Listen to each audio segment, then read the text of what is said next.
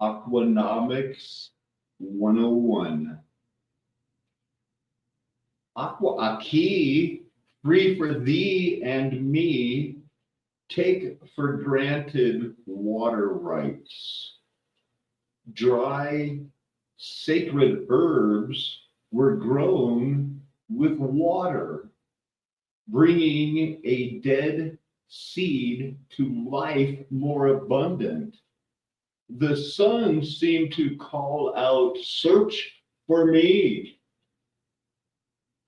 Everyone would barter their private jet to get their lips wet while thirsty in the desert. Dead seeds fall to the ground, or men run around broadcasting them into the air. I have heard of a bird eating a seed and pooping it out miles away. And then I thought of the cottonwood seed, and we'll look at that later. Welcome everybody to Mudflood was Armageddon. The Mudflood was the Armageddon. Don't let them tell you anything else unless they're willing to debate you in a fair and honest way. Hey man, where's my pictures at so I can show my disclaimer?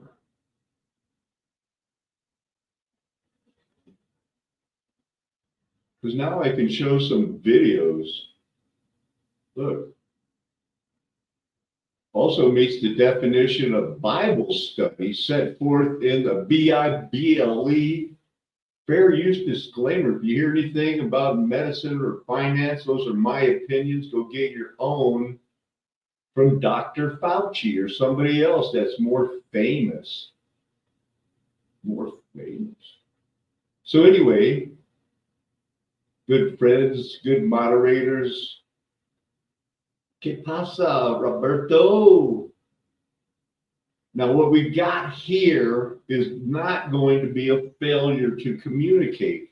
We've had one goal, totally focused on it the whole time. And God's going to unfold the scripture to the first non-Jesuit theologian in 500 years. And I end up in Alamosa, the middle of nowhere, and the hits keep coming. Wait till you see this. This is why I showed that disclaimer so I can show you a video. You're not going to believe this. Maybe you will. Oh wait, this is Marconi. I guess we're going in order. Normally, to keep it in order, we could go for the pictures. I only think there's a couple. What's this? Look at the prices of these things for revitalizing water. Look at that. It looks like something that belongs on, you know, this is how you fix the brakes on your car. It's $95. They want $600 for something that purifies vortex water. I'm trying to get it all done. Wow, there's the thumbnail right here in Alamosa, San Luis. Ooh, it's so mysterious. Look, Colorado, man. 1920 to 1926, they had everything. They ran this state, and the women, the hand that rocked the cradle, kind of guided the guys that were saying, all right, what? The whole story of Diamonds Are Forever, and that is the one where James Bond drives a moon buggy where they're filming the moon landing in Vegas. And Howard Hughes, Willard White, we just saw a thing about how they kidnapped him and used his money to finance rockets to the moon. And so I was just thinking, look at That's the mural they had in the. That's the bad guy from Diamonds Are Forever. This is his cool house and his plan to flat Earth city, I guess. I honestly lost interest in it pretty quick. But here's how they fake faces. Everyone thinks, the United States exposes all the other governments. They have a bunch of fake Saddam Husseins and fake Vladimir Putins. We don't have any fake anything in the United States. So anyway, that was all just to say Marconi, where everybody knew, young precocious kid discovered the radio, who really invented it. Look at this map. I just noticed that. Is that Africa? It's supposed to be an antenna, but I think the artificial intelligence that runs everything we see, maybe even how you hear my voice being inflected, somehow they're doing that too. First practical radio He's a fascist. transmitters and receivers in 1894. Everybody was fascist back then. Everybody white was ruling the world. How'd that happen? You don't look at me that way, you half albino. By 1896, he was able to get a patent in the UK, the first patent for a communication system based on radio waves. By the turn of the century, the technology had grown significantly, especially among the shipping industry, who could now communicate with ships at sea, and the public became convinced of its value during the Titanic disaster as its survivors. Nothing suspicious to see here. That received SOS messages from the doomed ship. Nothing to see about the Titanic. Make a hole, just move aside. Marconi became wildly popular. By this time, he had already won the Nobel Prize in Physics for his work, but this cemented his legacy. In 1914, look, there he is, man. I'm famous Nazi boy. Of a huge 5,000-foot long antenna supported by 8 400 steel masts, and while there were few pictures of the facility, that doesn't sound like DARPA to you? Only bigger? Bigger. One of Albert Einstein visiting the station. Look, there's Steinholtz right there. He's the guy that everybody said that they stole all his ideas and they made fun of him because he had something like a boil on his back that pinched a nerve that made him look like that. It's probably the only one that exists. When World War I broke out, Marconi's plans that the station be used for commercial use was scuttled when the U.S. government confiscated the facility in 1917. Nice. Along with RCA and all of the other Bavarian. This guy probably weighs 450 pounds. And after his infamous march on Rome the following year, where he ultimately was handed power by the King of Italy, he became the head of the Italian government. Mussolini had the support of the right, the military, and in particular the business class, and that's where Marconi comes in. He joined the National Fascist Party in 1923, and before long, Mussolini made him president of the Royal Academy of Italy, which was established in 1926. And that's when the Klan was just absolutely ruling Colorado and everywhere else. Recent history. Let's stop going back to, it was Cortez in 1468, not Columbus in 1492. We've been down that road.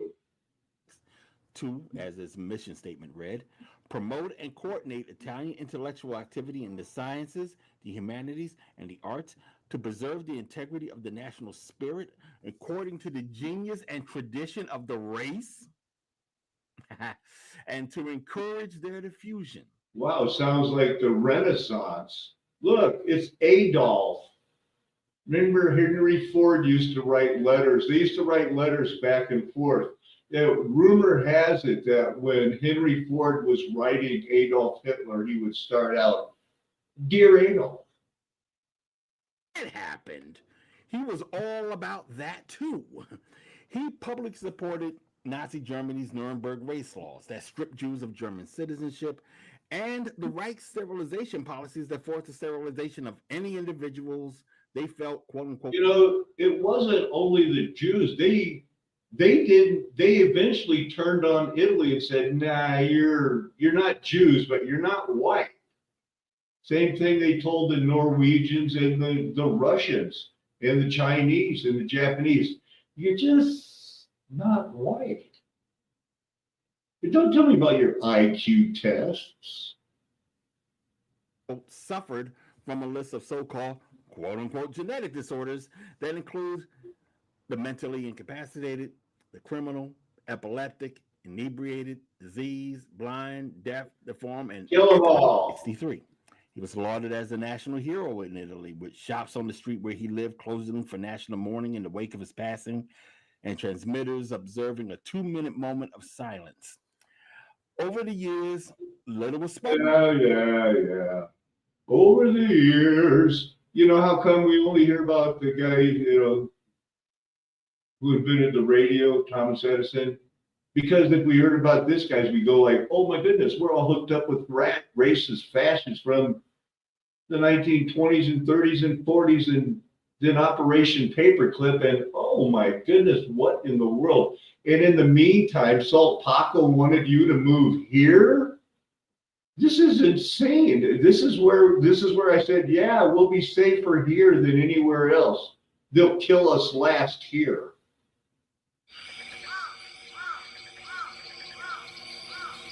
San Luis Valley.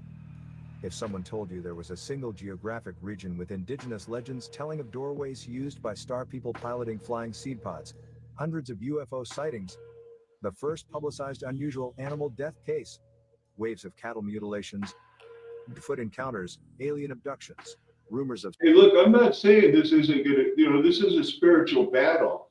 The people, Satan's, they must have known when they did Trinidad, where they made the first pretend woman out of a man. They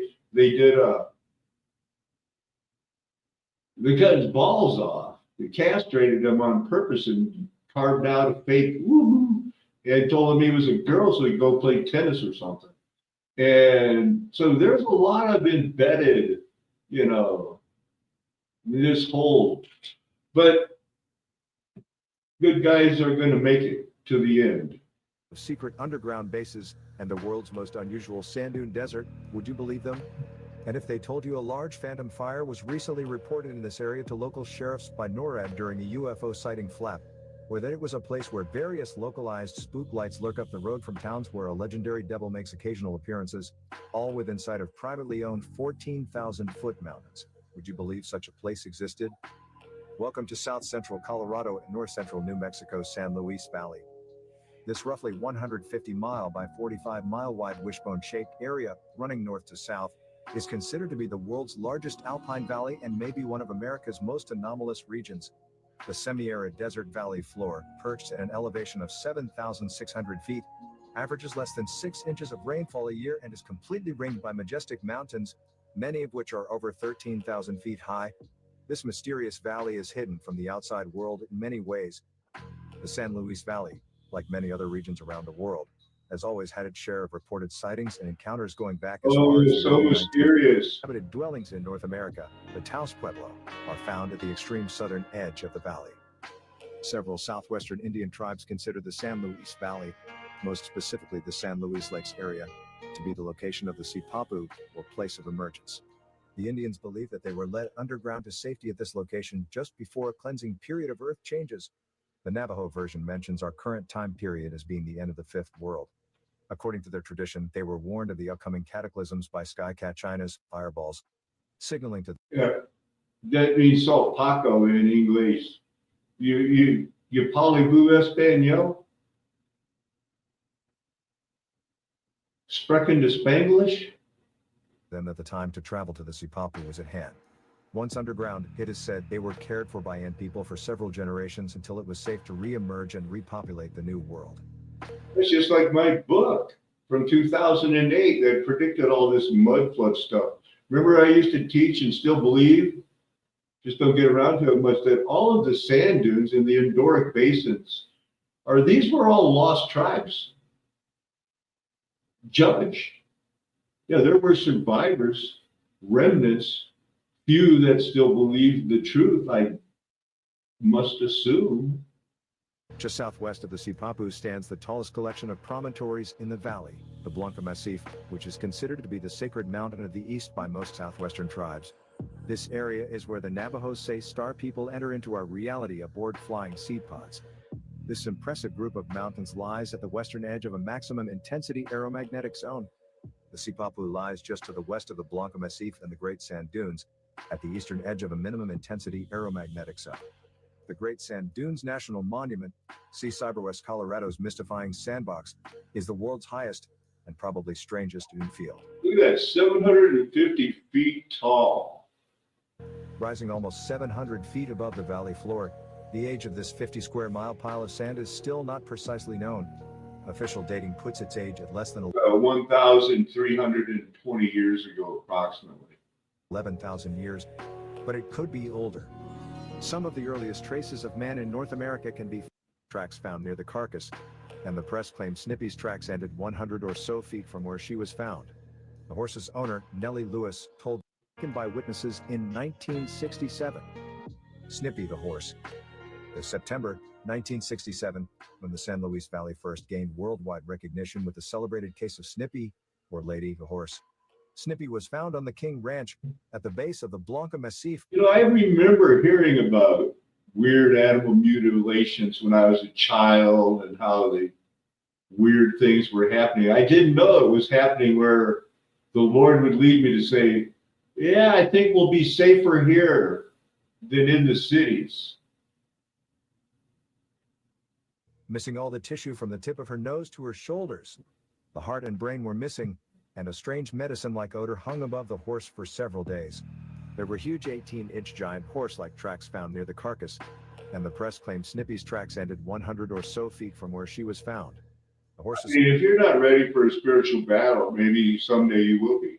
Concerning these baffling crimes, what wasn't reported. Several San Luis Valley reports from the 1970s are especially intriguing. According to local law enforcement officials, there were several alleged episodes of helicopters chasing cars away from areas where cattle were found mutilated. In another incident, a carload of people claimed to have witnessed a helicopter next to a cow lying in the road. They reported a man leaning over the cow and metal tubes protruding from the animal, which lay directly in front of a particular Costilla County, Colorado, rancher's house. This rancher, Emilio Lobato Jr., I'm saying he's in on it. Lost an incredible 47 head of cattle during a he's not in on it. The guy, you'll hear about it. I'm going to play it. Two-week period in October 1975. 17 animals were mutilated, and the rest were either shot or stolen. One animal was even found over 20 miles away from his ranch. Local law enforcement officials and area ranchers claim that helicopters used in at least some of the mutilation runs in the mid to late 70s were landing at the Taylor Ranch, a 77,000-acre area in the mountains. 77,000 acre that was supposed to be open to the public. Mountains of Costilla County. To my knowledge, this is the first time an individual has been publicly linked by law enforcement officials as possibly being involved in the unusual cattle death phenomenon in any of the thousands of unsolved cases across North America during the past 27 years. According to ex-Costilla County Sheriffs Ernest Sandoval and Pete Espinoza, Jack Taylor knew what was going on. The helicopters, were seen using his ranch. The locals and Taylor had engaged in a running feud since his controversial purchase in 1960 of the huge ranch that was supposed to be one of yards down a steep cow path. Several of the tracks were pristine, even showing toenail marks. During this 7-day time period, a high strangeness report was filed to authorities by a distraught mother and son. The two claimed to have been driving back from the mountains at dusk when they rounded a curve in the road, came face to face with what they described as a tall, dark, hairy creature with large pointed ears and large glowing eyes. According to their account, sometimes in front of dozens of witnesses, usually during the latter stages of the Lent season. Okay, they're getting weird Toward now. the back of the building outside and vanishes, leaving no tracks. This mystery visit would have whooped the Yankees if not for their money, factories, and blockades. And while the lost cause has long fallen out of favor in academic circles over its heavy historical revisionism, It remains firmly in the culture, in part because it served a very real social function in the decades following the war. Just as it offered Southerners a means of accepting the reality of defeat without having to accept being conquered, it had appeal in the North, partly as a means of putting the war behind us and getting the country back on track. You put up a good fight, Johnny Reb. Let's be brothers again. War's long done. All just folk now. The Lost Cause served a vital function in reuniting the country, and it's something that Firefly's verse, only 6 years after the war, could really use. Independents were a bunch of cowardly, inbred piss pots. Should have been killed off of every world spinning. By following Mal and his crew, we get this ground-level post-war Lost Cause view of the Unification War, enough to perceptibly impair their own development, or what few manufactured goods they had being uncompetitive for export due to tariffs or simply prohibited. Independence becomes a mechanism for throwing off the taxes, or more likely, simply keeping the revenue closer to home with the new government instead of sending it abroad. One element among many, of course. It's not all about taxes. But I, for one, am curious about what macro-level causes led to the browncoats and the war for independence. We know what the frontline soldiers were fighting for. The show itself has a lost cause narrative around it. The people who made the show and the people who saw the show, which is roughly the same number of people, fell in love with it a little bit. Too much to let it go.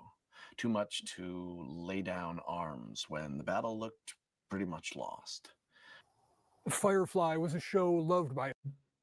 Hey guys, Tyler here. Firefly is a space western drama series created by Joss Whedon. Set in the year 2517, the show follows the renegade crew of Serenity, a Firefly-class spaceship. Of the 9 characters who make up the ensemble cast, some of them fought on the losing side of a civil conflict called the Unification War. Sorry.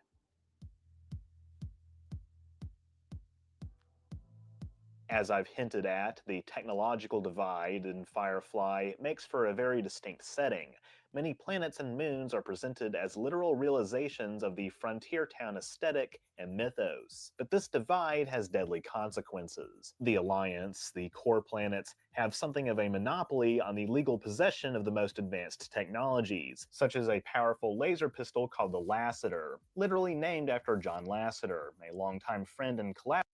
Serenity is a Series 3 Firefly-class transport vessel, which by the time of the past few years... So the deal with their world is that they tried to pacify the public by secretly putting drugs in the air, and it pacified everybody to where they just kind of sat down and ate themselves and slept themselves to death.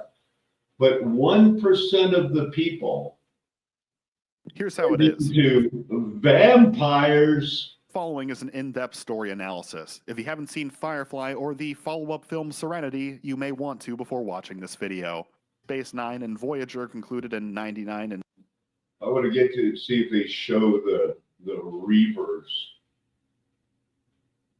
Between Zoe and Mal, and should Wash feel threatened? There's an episode that explores that. The wider universe may have been left unresolved, but Firefly did right by the characters, and each of their arcs reached nice little conclusions before the curtain fell. Which brings me to what happened 3 years after the curtain fell. Let's talk about Serenity. Are you okay? Is he okay? Adapting an ensemble television...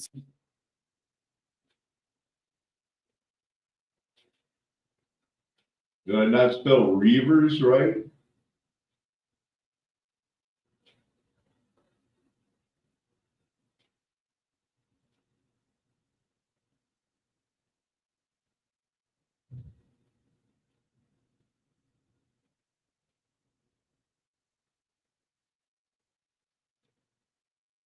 A fictional group of humans who live on the fringes of civilized space. Their existence is officially denied. Something based on that was the Apaches and the engines of the 1950 movies. non-human controlled binary. Reavers are known to capture ships, raid colonies on the edge. Sounds like pirating. If they take the ship, they'll rape us to death, eat our flesh, sew our skins into their clothing. And if we're very, very lucky, they'll do it in that order.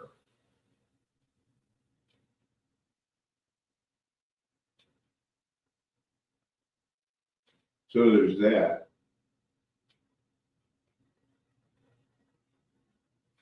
So this is my algorithm. See what else we got going here. What is profitable, peaceful, beneficial? We looked at the one Titus when we read it, good and profitable. The scriptures are inspired by God and good and profitable. Godliness is profitable.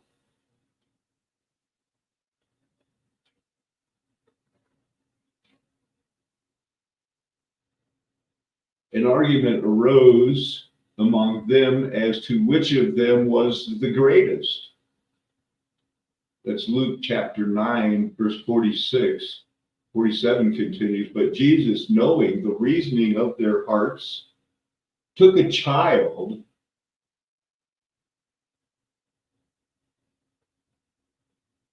put him by his side, and said to him, whoever receives this child in my name receives me. And whoever receives him who sent me, whoever receives this child in my name receives me, and whoever receives me receives him who sent me. For he who is least among you all is the one who is great. John answered, Master, we saw someone casting out demons in your name, and we tried to stop him because he does not follow with us. But Jesus said to him, do not stop him, for the one who is not against you is for you.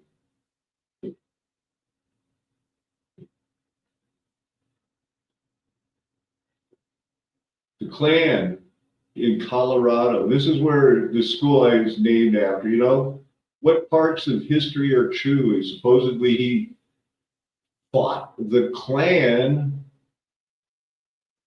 from 1982 until he finally won, and when they got embarrassed because they got caught in some sexual perversion scandal in their white power wife swapping world.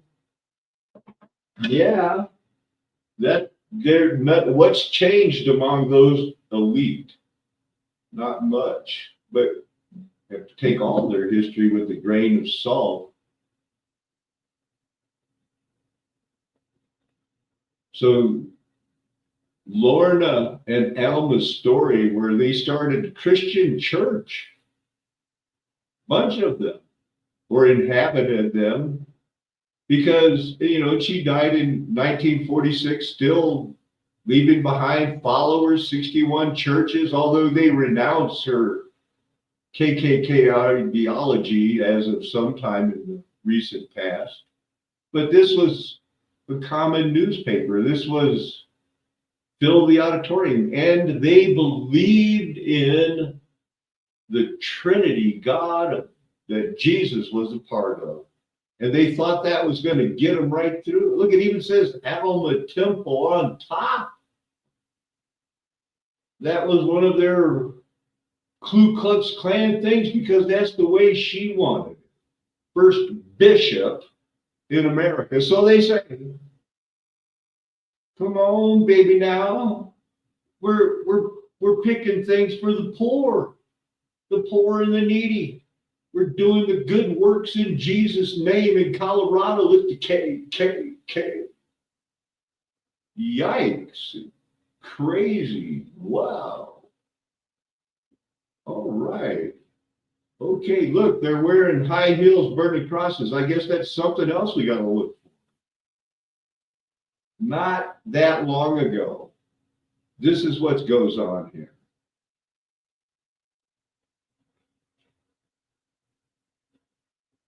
38 years said they tried to not fund this area because they weren't voting for the Klan here. Because most of them are Hispanic. Why would they be like, the Klan didn't only hate Jews and blacks, it hated anybody not all white and not able to join those Oddfellow, Freemason, Rosicrucian, John Birch type societies until they forced them to do it in the 1977 Act. 9 holdover Republicans who owed nothing to the Klan courageously refused to go along with the Klan-supported governor. Nothing could budge them. The Klan employed punitive measures and incredible pressure against those rebels. Every morning they printed this newspaper. The one you saw a minute ago. And here's in our little town of Alamosa, they said that this is a great big success on a Latino History Project page. These are all white kids, survivors of the Dust Bowl. And they might have had a couple, but when I looked at it, it looked pretty white to me. This farm community, Waverly area, German immigrant, Dust Bowl, destitute, along with a Japanese sounding Yashida, he was integral to the raising and shipping of iceberg lettuce. Okay. And he used the help of the CCC boys because it was a racist majority. That's the way they planned it. Hey, look, I'm in the water class. Trying to add a water studies class. I get to go to it. It can be available around noon today. That's awesome. Water rights here. That'd be perfect. Okay, so he hasn't heard of Victor Schauberger. All right, because I sent him, like, yeah, I'm ready to go, man. We're going to be studying water. My scholarships are working out. I want to get into the movement of the water without all of the UFO stuff, because that's got to be way down the road. It's way down the road. Super expensive stuff.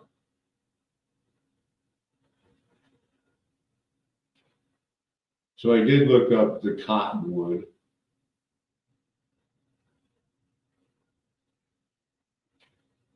Now, this is the one that is right here around in Colorado, in this area. So wherever there's these cottonwoods, that means something. It's a type of a seed. Fremont is open for it. So with that, I'm going to, keep it short here today. Sergio, I did get those books you sent. Oh my goodness, they look pretty hard to me. Now it's a lot of, I don't know when I'm going to get to it, but if you have any ideas on whatever you're thinking on that, like I said, that was quite expensive. 3-volume set. The Cologne Church has its first scholarly Septuagint thing. It's not something I've really looked at much.